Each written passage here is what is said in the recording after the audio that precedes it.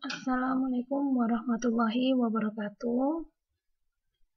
Kali ini di mata kuliah robotika kita akan membahas terkait sistem robotika.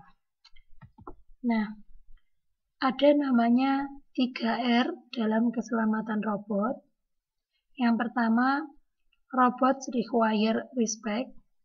Artinya apa sih yang dibutuhkan oleh si robot? Nah, yang pertama itu keselamatan manusia adalah yang utama. Baru kemudian keselamatan robot, terus kemudian peralatan lain.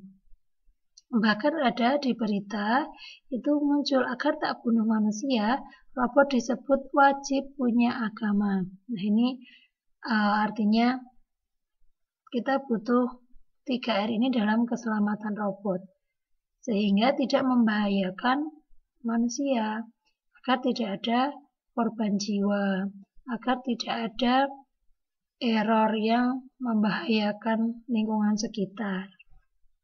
Makanya kita butuh 3R. Nah, 3R itu urutannya siapa? Yang pertama itu keselamatan manusia yang membuatnya. Kemudian baru keselamatan robot, baru yang terakhir adalah keselamatan peralatan lain.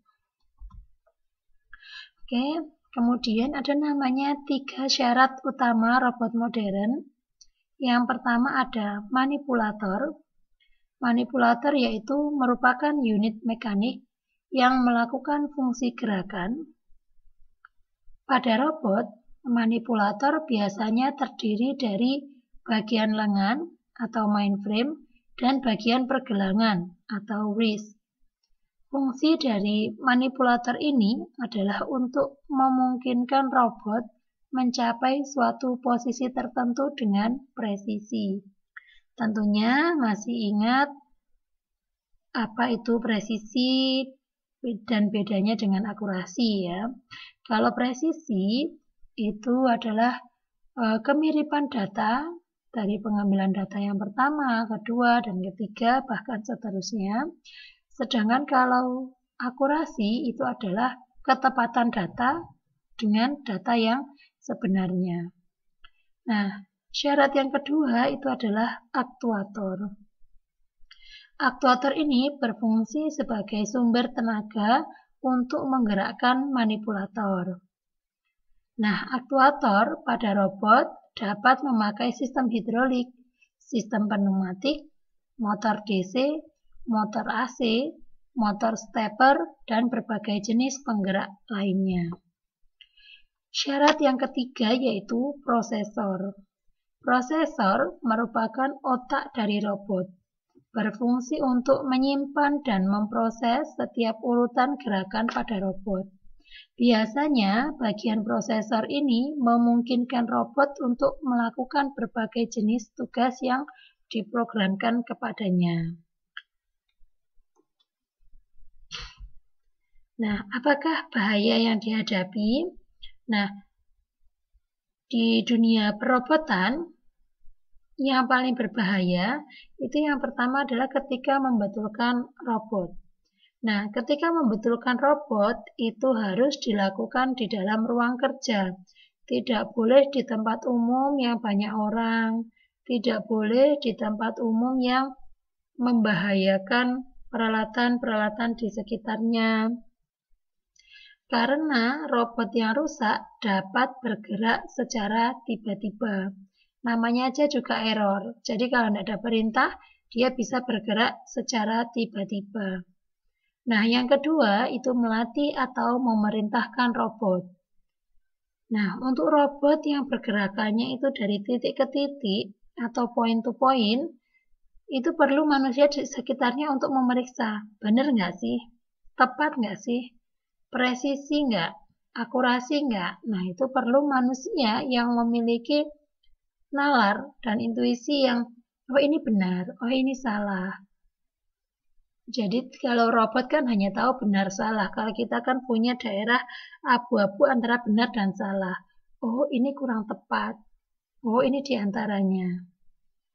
Nah, pengontrolan robot itu menghasilkan pergerakan fisik. Nah, pergerakan fisiknya itu harus kita pantau. Jangan sampai apa yang kita programkan tidak sesuai dengan pergerakannya. Nah, selanjutnya adalah operasi normal. Jika peralatan lain tidak berfungsi, ini merupakan sumber bahaya atau indikasi terjadinya error. Nah, contohnya, dalam kasus Kawasaki, seorang perancang robot yang pengalamannya sudah 10 tahun, itu mati dihantam oleh robot sewaktu membetulkan mesin yang rusak. Nah, yang 10 tahun pengalaman saja bisa juga mendapati error ketika tidak memperhatikan keselamatan. Kemudian, robot itu juga menarik perhatian manusia dan penggemar yang ingin tahu. Nah, contohnya di Jepang, seorang perancang di kilang kereta mati dihantam oleh robot sewaktu sedang memperhatikan atau memeriksanya. Nah, memang ya robot ini seringkali menarik perhatian kita karena kita yang tidak bisa membuatnya merasa bahwa robot ini sangat keren. Siapa sih yang pintar banget bisa membuat robot ini? Nah, ketika melihat atau memperhatikan, tolong juga waspada terhadap robot tersebut atas kemungkinan adanya error. Gitu ya. Nah, kemudian ada sistem controller. Sistem controller itu adalah rangkaian elektronik yang setidak-tidaknya terdiri dari rangkaian prosesor. Rangkaian prosesor itu ada CPU, memori, komponen interface, input ataupun output. Nah, signal conditioning untuk sensor analog atau digital dan driver untuk aktuator. Bila diperlukan, bisa dilengkapi dengan sistem monitor seperti 7 segment, LCD, ataupun CRT sebagai penampil datanya. Kemudian, sistem kontrol itu ada dua, yaitu loop terbuka dan loop tertutup. Kontrol loop terbuka atau umpan maju, namanya feed forward, itu adalah sistem kontrol yang outputnya tidak diperhitungkan ulang oleh controller. Kontrol ini sesuai untuk sistem operasi robot yang memiliki aktuator yang beroperasi berdasarkan umpan logika berbasis konfigurasi langkah sesuai urutan. Misalnya, stepper motor. Stepper motor itu tidak perlu dipasangi sensor pada porosnya untuk mengetahui posisi akhir. Jika dalam keadaan berfungsi baik dan tidak ada masalah beban lebih, maka stepper motor akan berputar sesuai dengan perintah controller dan mencapai target dengan tepat. Contohnya pada diagram ini, ada input sebagai referensi, kemudian input itu diproses di bagian controller, kemudian diproses lagi pada perencanaan, dan keluarlah variabel kontrol, variabel yang kita atur. Nah, variabel kontrol sebagai output itu tidak lagi menjadi input, ya udah hanya output saja. Misalkan juga bisa pada lampu LED. Ketika bisa digandengkan dengan sensor suhu, misalkan ketika suhu di atas 37, maka lampu LED-nya akan menyala. Ya udah ketika suhu 37 dia mati. Ya udah lampu LED itu tidak memberikan input ke sensor suhu. Contohnya seperti itu. Kemudian bisa juga pada sebuah motor, di sini tegangan itu berfungsi sebagai input dan kecepatan gerak motor sebagai output. Jika tegangan diberikan, maka motor akan mulai bergerak dengan kecepatan tertentu.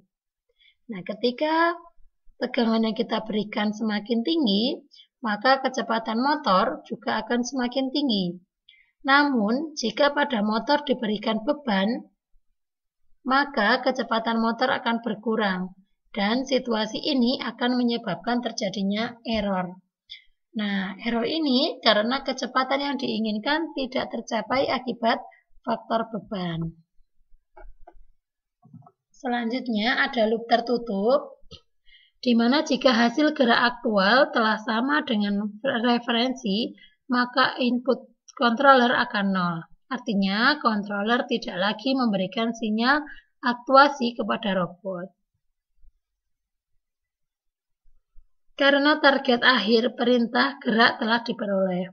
Semakin kecil error terhitung, maka semakin kecil pula sinyal pengendalian controller terhadap robot, sampai akhirnya mencapai kondisi tenang atau steady state.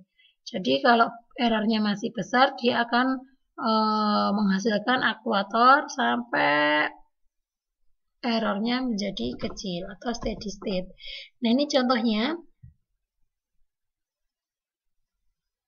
Ada input referensi, kemudian ada input lagi bagian atas itu dari feedback. Kemudian dari dua input yang satunya inputnya dijadikan referensi atau set value dibandingkan dengan feedback, maka akan menghasilkan nilai error. Nah, error ini akan diproses ke controller dan kemudian diproses lagi ke perencanaan. Nah, perencanaan ini akan menghasilkan output, yaitu variabel kontrol. Variabel kontrol ini, kalau sudah sesuai dengan apa yang sudah kita rencanakan di plan, maka dia akan menghasilkan variabel kontrol output. Tapi kalau belum sesuai dengan yang kita rencanakan di plan, dia akan menjadi feedback untuk menjadi inputan baru. Nah, inputan baru ini dibandingkan dengan input referensi menghasilkan error. Nah, inilah contohnya yang closed loop control. Nah, aplikasi loop tertutup itu sebenarnya memperbaiki kelemahan yang timbul pada loop terbuka atau pelengkap pada loop terbuka. Sesuai dengan contoh di atas, perubahan kecepatan akibat beban akan dikembalikan untuk dibandingkan dengan variabel input. Sehingga variabel input dapat diubah untuk menyesuaikan diri terhadap perubahan beban tersebut. Dan output yang diinginkan akan tercapai. Nah, diagramnya bentuknya seperti ini. Ada input tegangan sebagai inputan, kemudian ada driver motor, outputnya adalah RPM. RPM ini sudah sesuai belum dengan yang kita atur? RPM itu rotation per menit ya, atau berapa kali putaran per waktunya.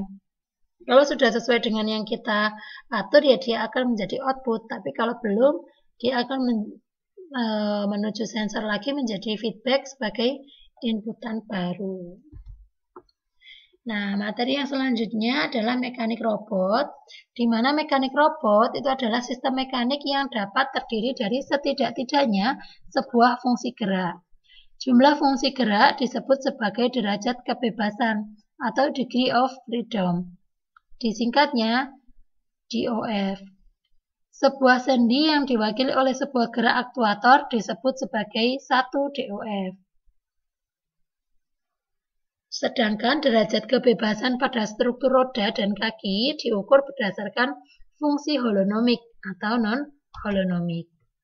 Nah, sistem controller itu kan sebenarnya dari mekanika robot, dari sensor masuk ke sistem kontrol, kemudian aktuator masuk ke mekanika robot. Nah, sistem aktuator itu ada dua, sistem tangan dan sistem roda. Kalau sistem tangan itu untuk memanipulasi atau gerak penanganan. Kalau sistem roda untuk navigasi atau geraknya berpindah.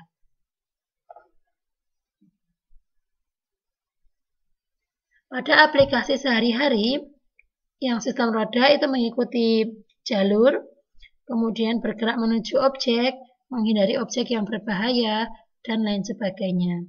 Kalau yang sistem tangan itu bisa untuk mengangkat, memindah, ataupun mengolah, bahkan juga bisa mengambil. Gitu. Nah, selanjutnya adalah gerakan dasar pada robot. Dari gambar ini kita tahu bahwa ada 6 jenis gerakan. Yang pertama ada gerak revolut, yang kedua ada gerak planar, yang ketiga ada gerak silindrikal, yang keempat ada gerak prismatik, yang kelima ada gerak spherical, yang keenam ada gerak screw atau pada skrup itu ya. Nah, gerakan lengan robot itu tergantung dari tipe persendiannya. Tiap jenis persendian menentukan gerakan apa yang dimiliki oleh lengan yang terhubung pada sendi tersebut. Dua gerakan robot yang paling dasar adalah gerakan rotasional atau revolut dan gerakan linier atau prismatik. Namun, secara keseluruhan terdapat banyak jenis gerakan yang dapat dibuat oleh robot, seperti diperlihatkan pada gambar berikut. Nah, gerakan robot yang lain adalah gerakan dari pergelangan tangan robot.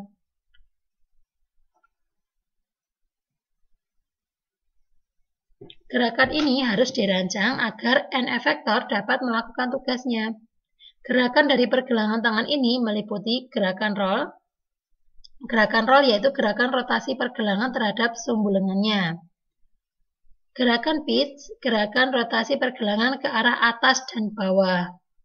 Kemudian ada gerakan yaw, yaitu gerakan rotasi pergelangan ke samping kiri dan kanan.